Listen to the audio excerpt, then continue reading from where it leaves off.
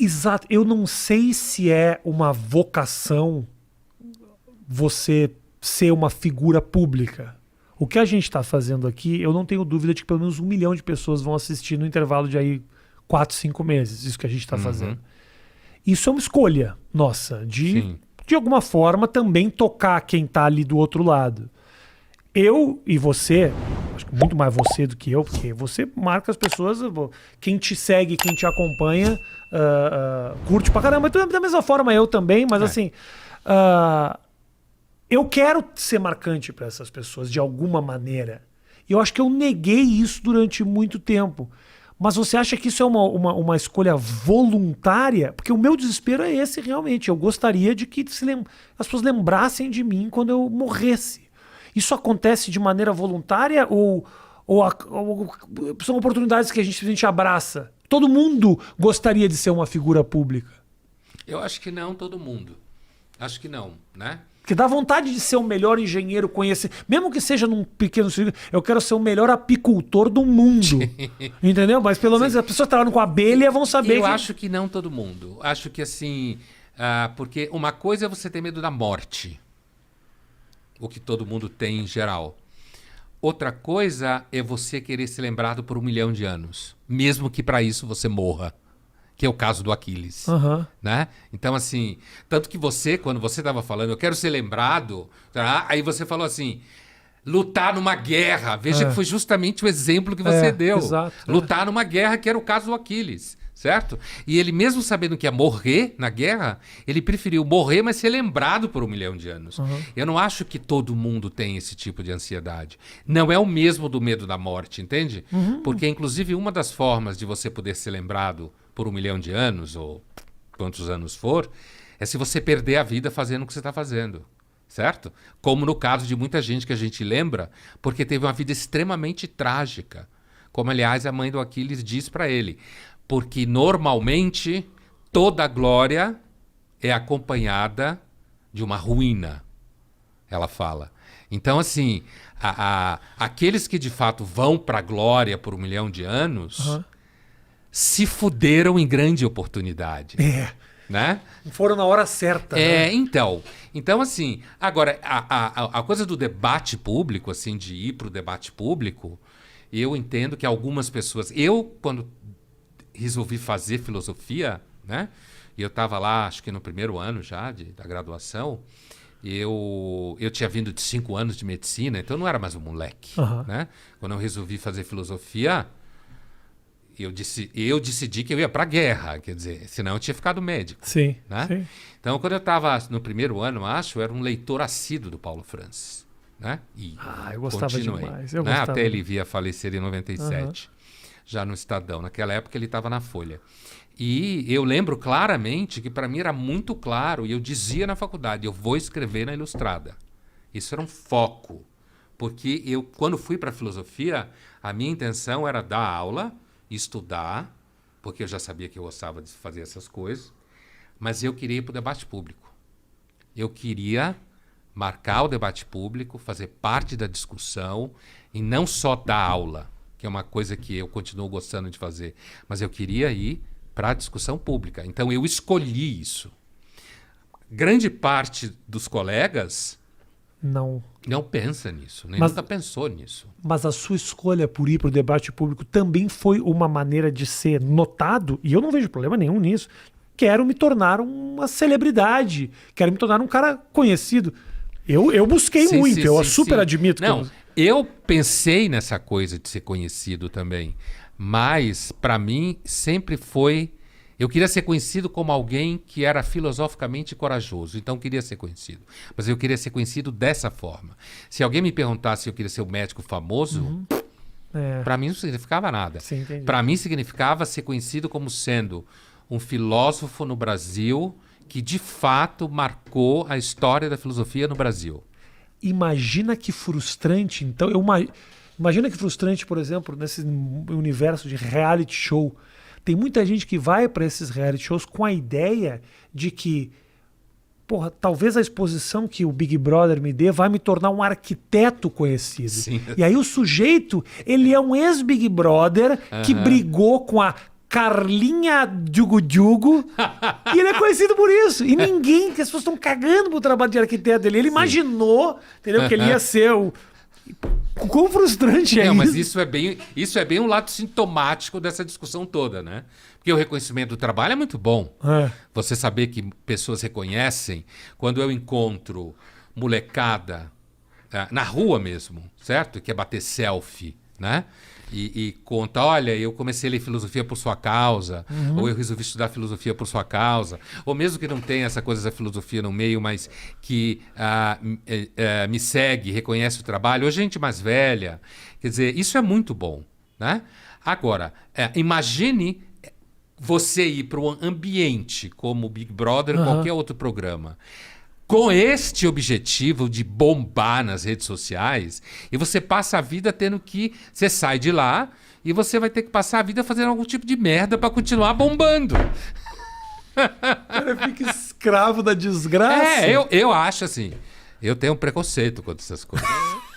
Não gosto. Assumidamente preconceituoso. Assumidamente. Eu entendo. Eu olho assim, sabe? Acho meio foda. Eu sempre achei o Pondé mais... O último Big Brother eu fui obrigado a assistir, não teve como. Pandemia, travado, o Brasil inteiro só falava desta merda. Você não se sente sozinho quando isso acontece? Eu me sinto muito, cara. Todo mundo só fala desta bosta. Eu falei, eu preciso participar disso de algum jeito. Aí eu fui lá assistir. Não me acrescentou em absolutamente nada. O último foi o quê? Que tinha uma menina chamada Carol com K? Exato. Já tem um outro? Não tem. Esse foi o grande... É um por ano? É um por ano, né? Começa ali quando? Dezembro... E vai até... Certas pessoas são fãs de Big Brother. Começa em fevereiro e vai até quando? 3 meses. Não, mais. 3 meses. Só? É. 3 meses? Você vê como é forte o negócio? O negócio é forte. Mas eu acho... Eu ouvi muito esse nome, né? E eu vi muita gente falando da Carol com K. Você deve ter falado em alguma discussão, deve ter aparecido. Eu fui trazido a essa discussão. A Carol com K. Né? Eu fui trazido à discussão. Mas assim, eu nunca vi nenhum episódio. Eu vi uma vez uma pizzaria no interior de São Paulo, quando eu estava cercado, há muitos anos, devia ser no começo. Estávamos numa pizzaria no interior, essas que tem televisão, com criança e tal.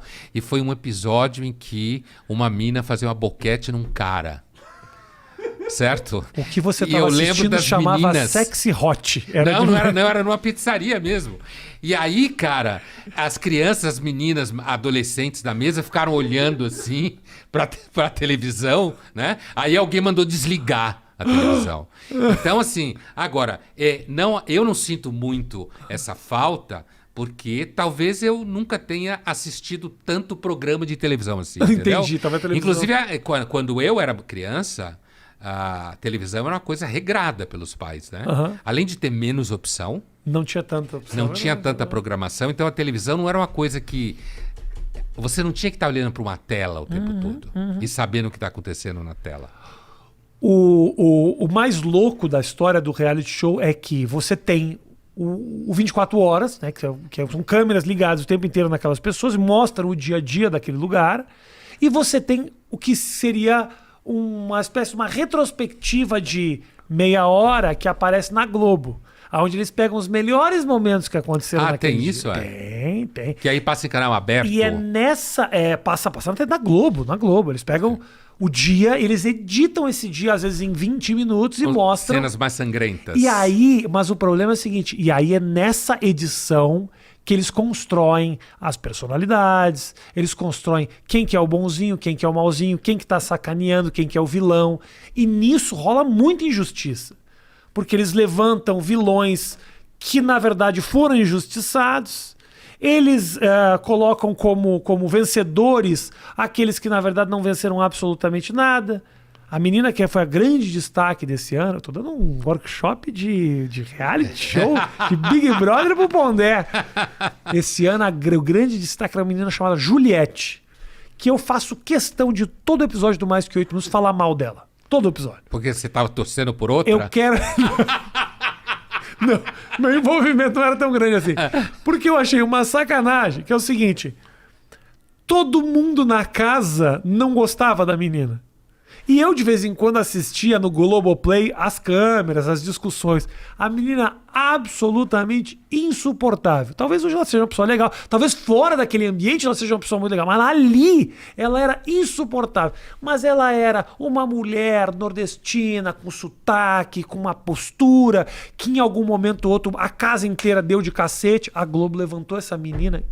Pondé, ela entrou na casa com 2.000 seguidores no Instagram, saiu com 30 milhões de seguidores. Então, assim, a mulher tem toda a propaganda. Você liga a televisão só da mulher. A Globo construiu esse fenômeno. Tinham pessoas legais lá dentro que foram destruídas pela emissora. Quer dizer, há uma editada? Total. Ah, eu não sabia Total. disso. Não é só mostrar quem que é legal e quem não é. A Globo constrói o que ela quiser. E mostra quem ela quiser. Nesse momentos mais importantes. Nesse momento mais importantes. Mesmo quando você está assistindo 24 horas, eles cortam as câmeras também. Então tem um switcher que mostra. Vamos ver o que está acontecendo na cozinha. Vamos ver o que está acontecendo no quarto. Super pro, hein, cara? Profissional pra caralho. Manipulador, mas é assim, é rato de laboratório. A pessoa chega lá dentro, eles fazem coisas absurdas para colocar as pessoas no limite. Por exemplo, assim, diminuem muito a temperatura da casa, às vezes aumentam a temperatura, cortam a comida, dão cerveja. Puta, tem pouca treta. Quando vê do nada uma festa do Havaí com cachaça e os caras brigam. Pra gerar treta. Porra, é um negócio louco. O cara vai lá dentro, o cara é um rato de laboratório. Então é muito interessante, porque você vê as pessoas na sua essência. E muitas delas acabam tendo reações que naturalmente não teriam. Mas o que eu acho muito louco é como a gente tá apaixonado pela vida privada do outro. Ah, sim. A gente sempre gostou de fofoca, né? Mas ainda é um mercado muito inexplorado, Pondé, no Brasil. Porque se você vai na Espanha, quantidade de folhetim de fofoca, de a vida, e entra, e a câmera em cima da casa, essa merda vai evoluir muito aqui no Brasil. Que fica pior ainda, você quer dizer? Muito pior, muito pior. Olha o The Mirror lá na Inglaterra, os absurdos que inventam sobre a família. Ah, o jornal? Os jornais da Inglaterra têm uma tradição de tabloide violentíssima. Fofocas pesadas e crimes e delações. E, porra, é um negócio impressionante. Aqui ainda como tudo é muito monopolizado pela Globo, né? Que ela ainda tem um controle, ela salva ali quando dá um problema ali pra Grazi Massafera, eles vão lá e dão uma maneira de eles controlam, ainda a mídia ainda no Brasil ainda é controlada, eles têm um controle um pouco maior. Mas é foda, cara. Quer dizer que a Globo ainda faz um papel ali de moderadora. Totalmente. Para o bem e para o mal. Totalmente. Totalmente, imagina. É isso. Então, assim, quem não tá ali dentro, ele não é blindado. As pessoas lá dentro têm uma blindagem, assim, elas estão protegidas. Deu uma treta um tempo atrás, lembra dessa, Matheus, do Cossielo com o Bruno Galhaço? O menino Bruno Galhaço é um ator de lá e tal. Não sei quem é. Hoje é Folhetim Fofoca com Rafinha Bastos e eu tô explicando. Então deu uma merda com o cara e a Globo protege o cara da Globo. Outros meninos, toma no cu. E aí a imprensa toda vai em cima do menino. Porque também não vai querer se queimar com a emissora. Porque um dia eles vão precisar de uma entrevista com a Tata Werneck. Entende? Então é um esquema sujo demais. É só quem não tem mínima, não é alfabetizado minimamente em mídia, acredita. É assim, você sabe que o Platão, ele nas suas críticas à democracia... Você vê a diferença, desculpa para te interromper, a diferença, eu cito Big Brother, Pondé cita Platão. Tá aqui o nível da discussão, a diferença do nível da discussão. Pode continuar com Platão. Mas tem tudo a ver com o que você está falando, Tá, você vai ver. Que numa das críticas que o Platão faz à democracia, e não para dizer que a gente conheça nenhum regime melhor, mas o Platão tinha dúvidas sérias com relação à democracia, à experiência ateniense. A gente tem que entender que era uma experiência muito nova e tinha dado errado em Atenas, né? Alguns, inclusive, responsabilizaram a democracia pela derrota diante de Esparta, né? Então, assim, então o Platão ele dizia que a democracia era uma teatrocracia. Ele usava exatamente essa expressão, teatrocracia, no sentido de que a democracia é, em grande parte, uma farsa, né? Mas uma farsa retórica. Porque como você tem que convencer pessoas para você ganhar votos, né? Que era exatamente isso que existia. Então era expor, a farsa era exposta. Todo mundo sabia que estava todo mundo mentindo o tempo todo. Então a gente pega esse comentário do Platão sobre o caráter farsesco da democracia. Quanto mais você expõe, mais você tem que mentir. Sim. Para ficar parecendo que, na verdade, não. Existe, de fato, ali um conjunto de valores em jogo, quando não existe porra nenhuma. Sim. Nesse universo. É uma questão de controle, né? Você quer controlar um pouco as suas narrativas. Você tem que conduzir ali para chegar num certo resultado. E aí, nesse caso, quando você extrapola do mundo político imediato para o mundo da mídia em relação a patrocínios, aí você tem. Se a Globo manda nisso aqui, então você vai precisar de alguém que trabalha para ela, e todo mundo sabe que quem trabalha para a Globo, se ela disser não, não vai em entrevista. E a Globo redige pedidos de desculpas para os artistas, é um controle da percepção, né? Então, você entra naquele lugar, você vai ganhar, você vai ter exposição e tal, mas você vai ter ali um cercadinho, de novo a história do cercadinho, em que você vai viver. E isso é um mundo de gente grande. Aqui, ó.